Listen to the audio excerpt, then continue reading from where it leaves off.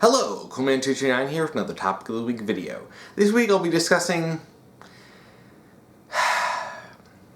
Tengen Toppa Gurren Lagann. This week's topic was submitted by Tumblr and anon, and their topic is where Tengen Toppa Gurren Lagann went wrong.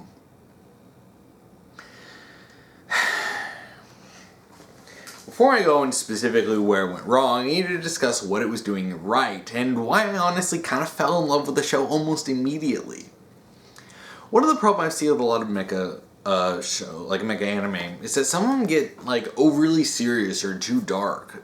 I mean, the inherent, the genre is inherently ridiculous. You have people in giant robots that can be anywhere from 50 feet tall to 500 feet tall to just fighting in giant space battles. Sure, you can be serious, but this is inherently ridiculous. And sometimes I've seen some mechas, especially, I've kind of watched some Gundam, and I can never really get into much of them, because every time I would someone would, show me one, like, hey, you should watch this. I got it, I'm like, this seems like it's taking itself way too seriously, and I didn't really have much fun with it. The only Gundam series I've ever actually watched to completion is Mobile Suit G Gundam, which basically says, okay, we're ridiculous, and we're going to crank it up to 11 in every situation. And it's a freaking ridiculous show, and I love it. But, you can still do serious stuff. You can see stuff with, Voltron, the new Voltron, where you have, and even Mobile Suit G Gundam has some serious moments, but they don't inherently deny the ridiculousness of the situation. They just embrace it. And one thing that Tengen Toppa Gurren Lagann did was says, hey, you know how ridiculous this is? What if we cranked it up to 20 and made it the most insane, ridiculous bullcrap that was going on, and just ran with it? Kamina, our secondary protagonist to Simone, is the most ridiculous person ever and one of the most insane anime characters I've ever seen. And considering anime, that's a pretty significant accomplishment. He's the most boisterous character in the show. He fights with manly spirit, and he basically uses being manly as a superpower. He powers robots and basically discovers the robot fusion merging thing by sheer accident and stupidity, by grabbing Simone's little I think it's the Lagann. See, I think Kamina pilots the Gurren. It's been a while since I've seen the show, but he just grabs it and sticks it on his robot, and he's like, ha, now we're fused, and then it ends up actually fusing.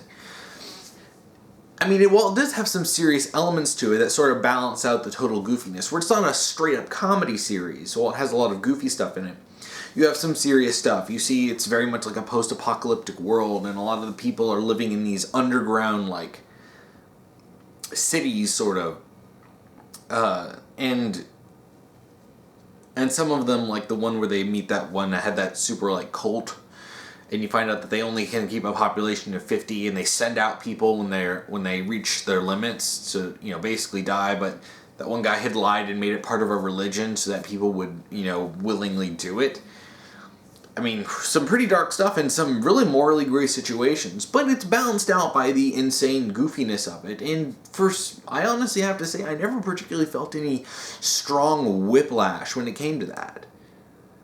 And you have Yoko, who's basically running around in booty shorts and a bikini because she needs the mobility. And it's you just roll with that goofiness, and then you have some serious stuff, and honestly, I felt like it was pretty good on that. It knew what it was. Then the big thing happens, and the big thing that really made me hate the show, and what really makes me think that the show honestly didn't even know what it was trying to do, is when Kamina died. While I said there's some serious stuff in this, there was, overall the tone was fairly light. Good guys versus bad guys. That was pretty much it.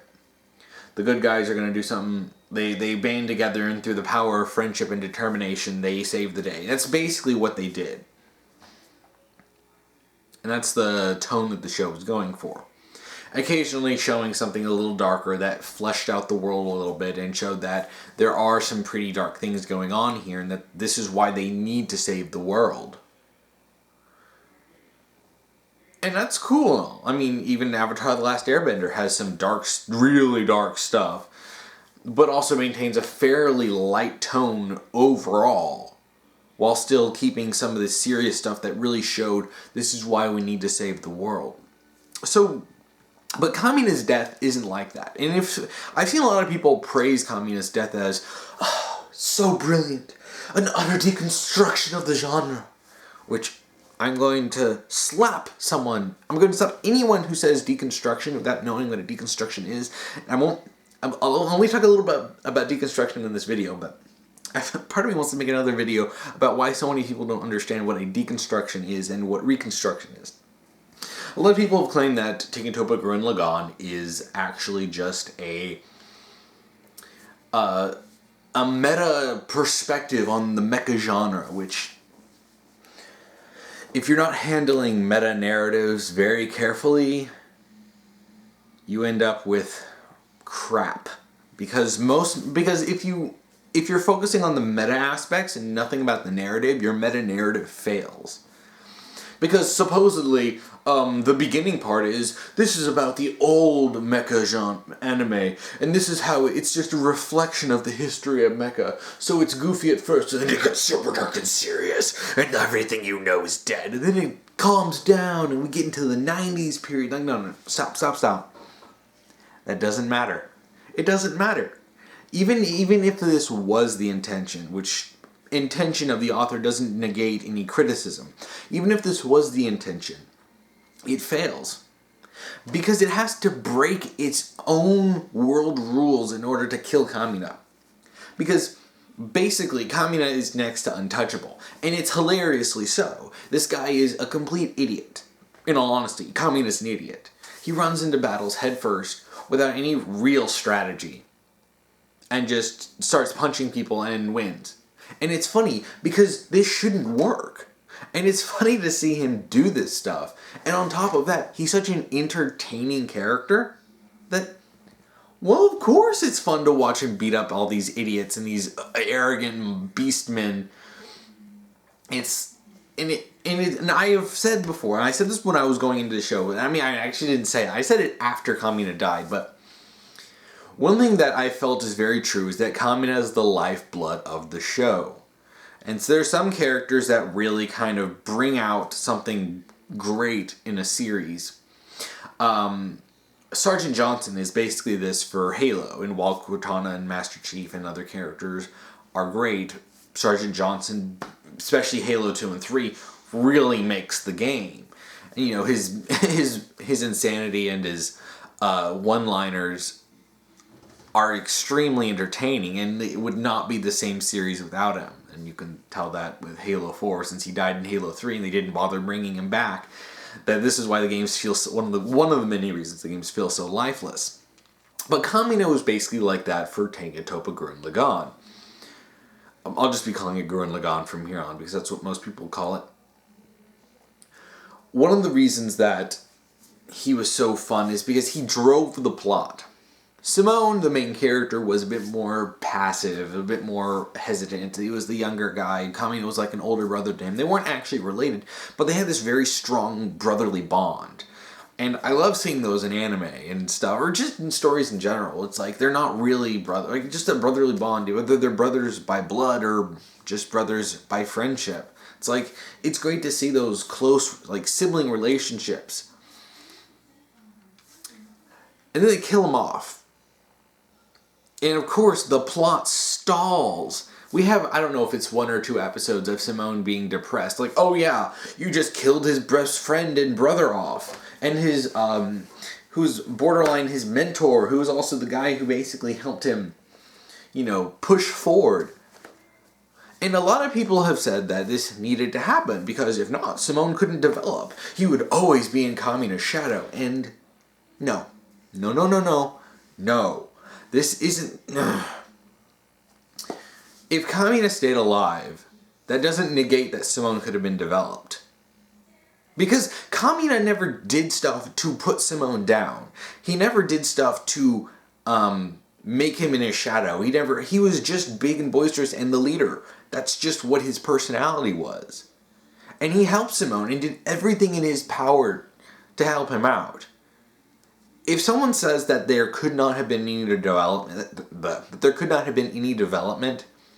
with Kamina alive, doesn't understand how narratives work. Because everything is in control of the writer. You can have Simone grow as a person as he gets older, with Kamina as his family. You could have him aspire to be on Kamina's level, because he does kind of view Kamina as above him, but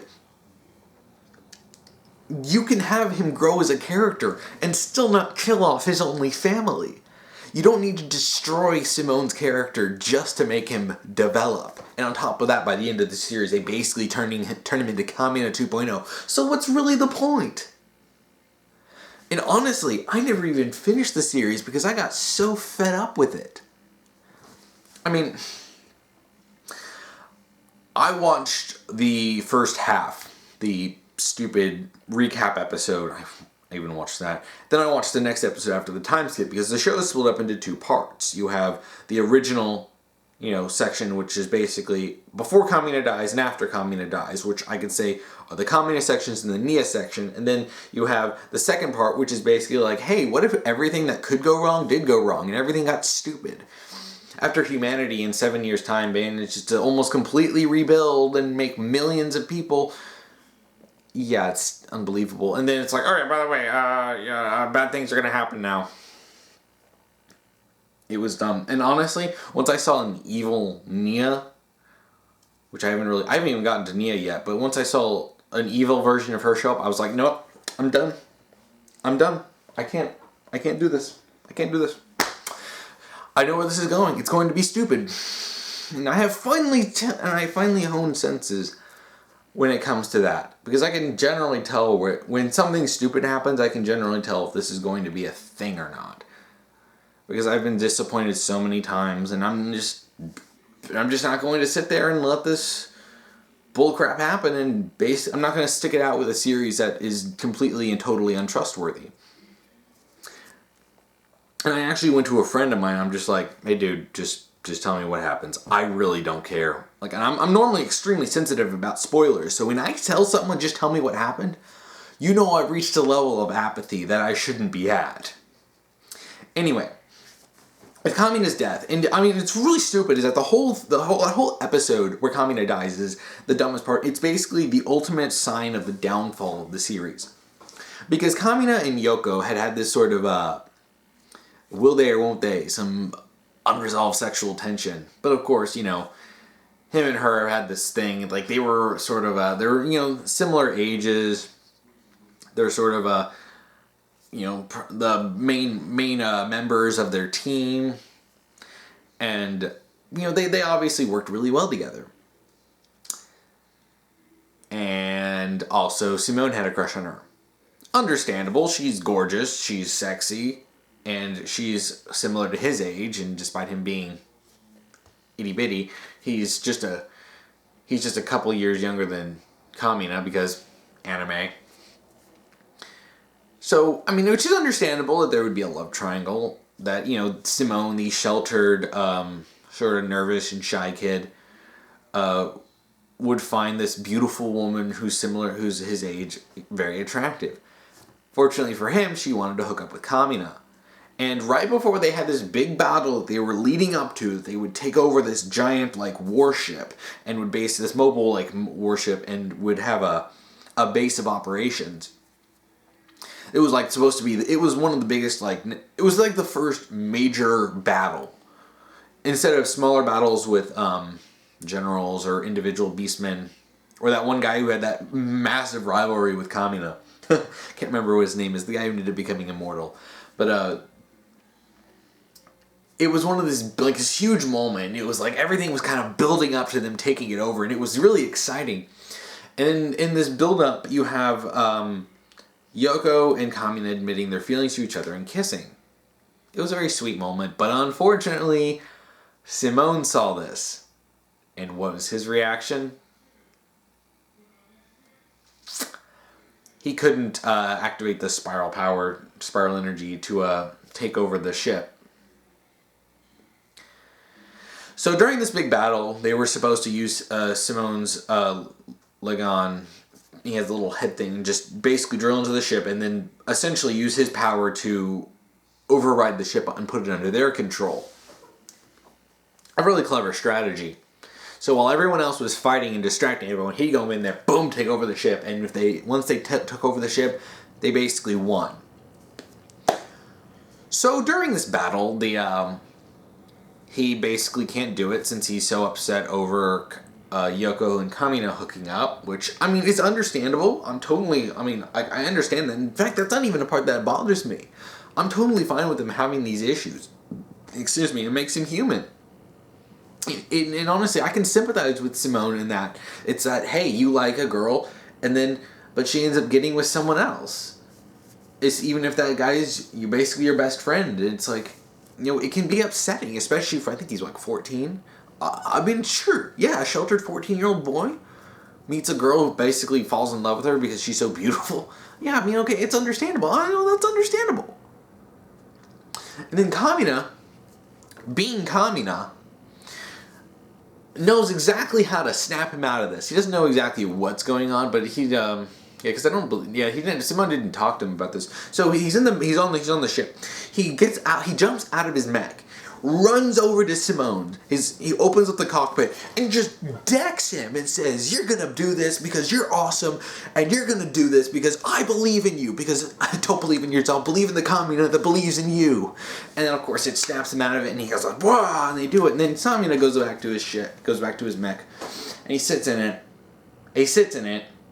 And then out of nowhere, the general that was in charge of the ship bursts through, mortally injuring Kamina, and then Kamina pulls out the Giga Drill Breaker and then defeats this guy, and then he has this dramatic dying moment. Wow. And then Kamina dies. And that's it.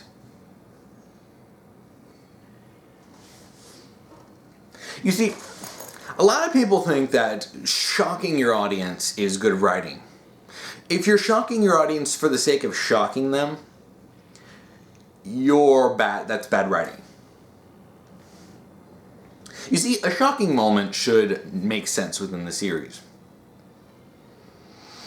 And it should be integral to the story in and of itself. Like, if you have a character betray the group, just as an example, I'm not pointing at anything specific. If you have, you need to have it be reasonable that they were betraying them. You can't just have them all of a sudden out of nowhere pull a Maxon Lord and just be like, "Oh yeah, by the way, I've been evil the whole time," or Captain America's Hydra out of nowhere, like, "I've been evil the whole time." No. If you have a reasonable build-up, and if you look back on the character and you can see these hints that they're not, like, loyal and that there's something else going on with them, and then they betray, you can go, "Oh, so that's what that was." Foreshadowing is extremely important. And understanding how stuff functions in the narrative is also extremely important. Just having a character die out of nowhere, especially a character who up to that point was borderline unbeatable, purposefully so, because that's how the series was running. Hey, if you have manly fighting spirit, you are pretty much unbeatable. It's like a superpower. And you have Kamina die, and it's like, it's not even like he was hurt. It was that he died because of a single hit. And it totally broke the tone of the series. Because when I was first watching it, and I saw that, I'm like, Kamina will be fine. He's hurt. He'll probably be in the hospital for a little while, and then he dies. And I'm like, what? And then Simone is depressed, and it's like, and it's basically like, I've seen people praise this as, "Oh, this is such a realistic portrayal of depression. This is art."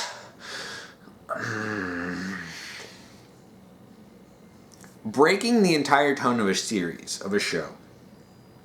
To kill off a character who was pretty much the only thing keeping the plot running. Everyone else was kind of sitting on their hands while Kamina ran around. He was an idiot, but he ran around driving the plot.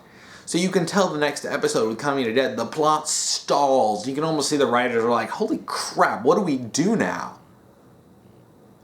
And of course, they introduce Nia.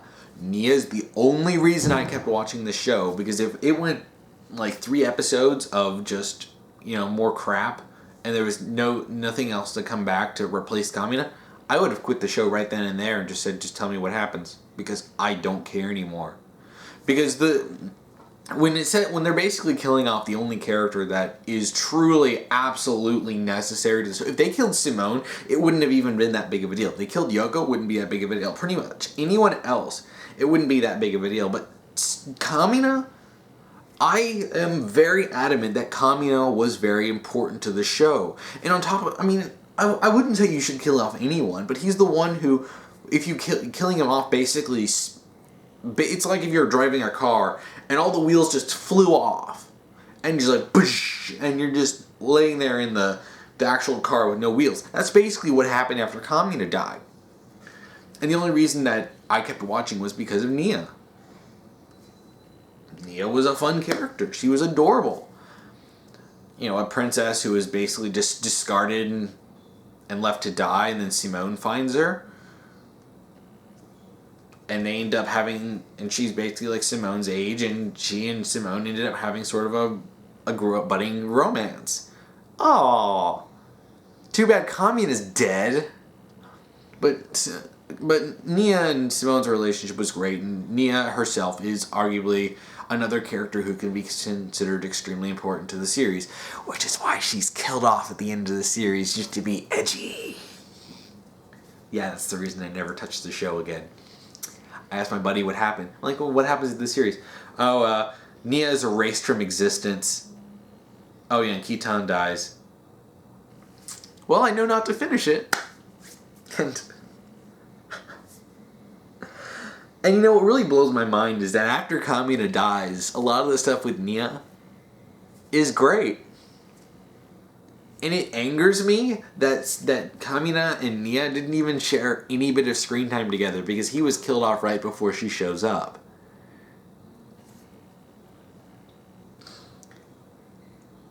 There's a big problem with a lot of writers. And they think that they can just insert the darkest and most grim stuff into whatever series they want, despite how lighthearted it is. And all of a sudden, they can just be auteurs. This is I want to call this Anthony Birch syndrome, because of what he did to the Borderlands series, where he took Borderlands, which was, while it had some dark, humor, some black comedy, you had some... It was very overall goofy and not taking itself too seriously. And even it was like that for a good chunk of Borderlands 2, and then all of a sudden it's like, here, let's just kill off 3 major characters for no reason other than because Anthony Birch admitted that he wanted to be taken seriously as an author. So he killed off 3 main characters from Borderlands 1 just to stroke his ego. So Anthony Birch syndrome hit Kamina, and all of a sudden he was killed off. I'm guessing so that they can make the writers, whatever idiot wrote this series, could make himself feel like a true auteur. No. I'm sorry, but no. You have to understand what you're writing. If you can't write something that's goofy and then basically out of nowhere turn it into a super borderline nihilistic, grimdark series and then go, oh yeah, no, we're going back on that now. It's inconsistent, and that's where Gurren Lagann went wrong. Because the writer, I don't know how many writers are on in this, because I actually looked this up, and the guy who seemingly kind of crafted the series was the same guy who did Kill la Kill, which I freaking love. Kill la Kill.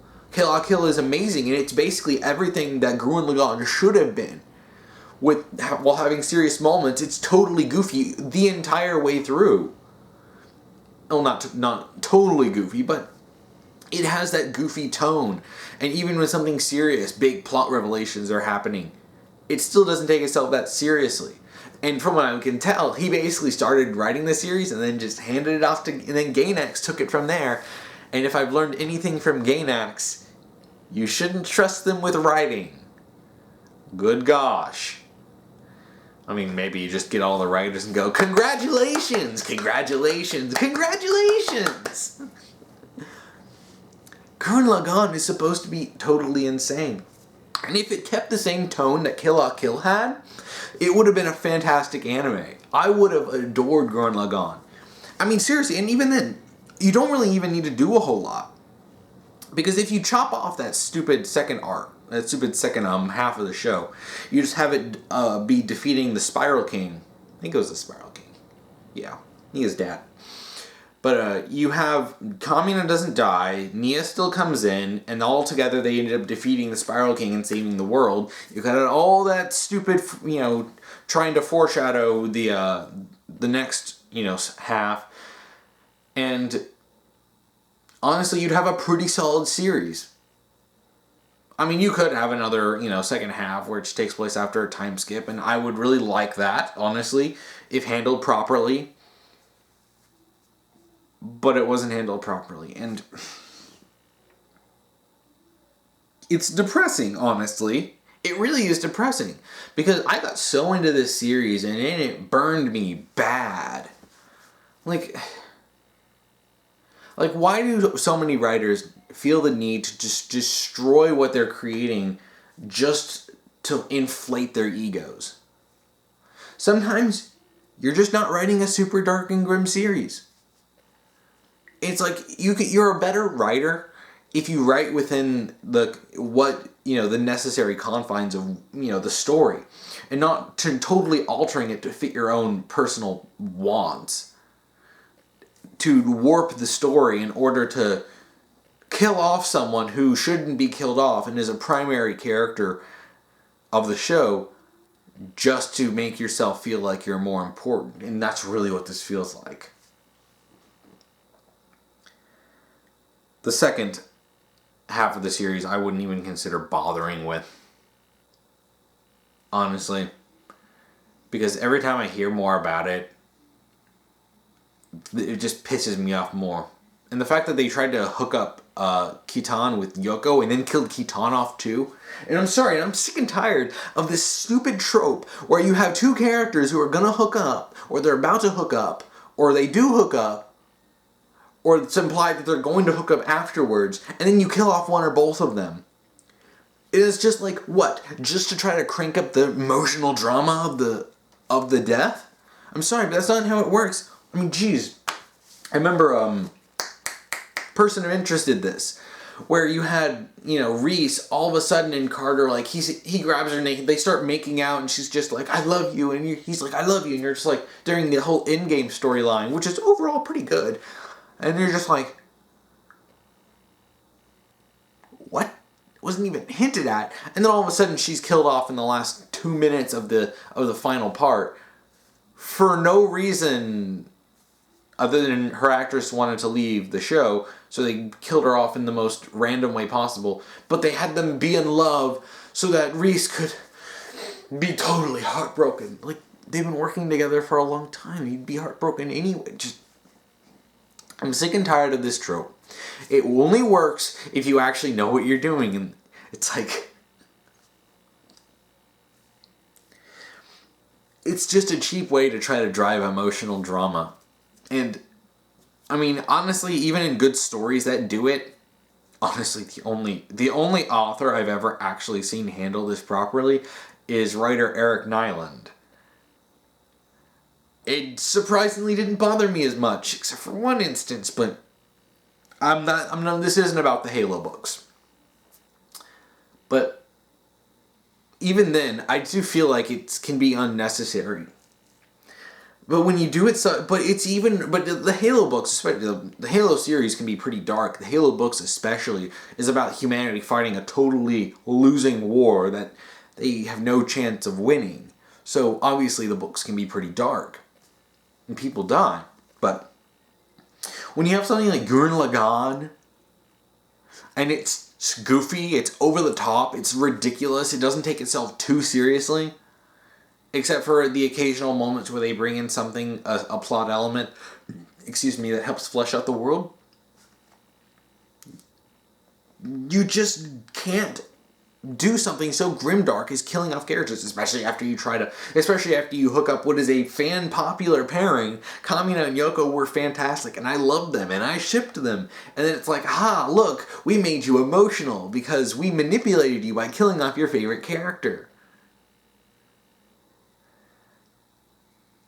Killing off your people's favorite character does not make the story good, and it does not make the people appreciate you. It doesn't make them appreciate your writing. It's just going to piss a lot of people off. And really, I mean, I've been talking a lot about this, but that's the core of where this show went wrong. It killed off a character by trying to be more artsy and dark than it should have been, completely negating the fact that the series isn't dark. Not like that. Not this grim dark, the all hope is lost kind of, dark. And it handles everything in the worst way possible. And honestly, I'm glad that Kill La Kill exists, because that is the prime example of how to do everything that Gurren Lagann tried to do but failed because they were trying so hard to be dark and gritty out of nowhere for no reason other than to try to make the audience think they're great writers. Death does not a good series make.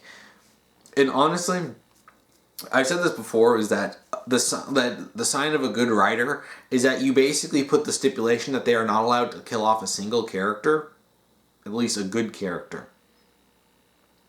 And if they can write a good story out of that, they're a good writer. If they have to kill off a character like Hajime Isayama or George R.R. Martin in order just to have things be remotely interesting, they're a bad writer.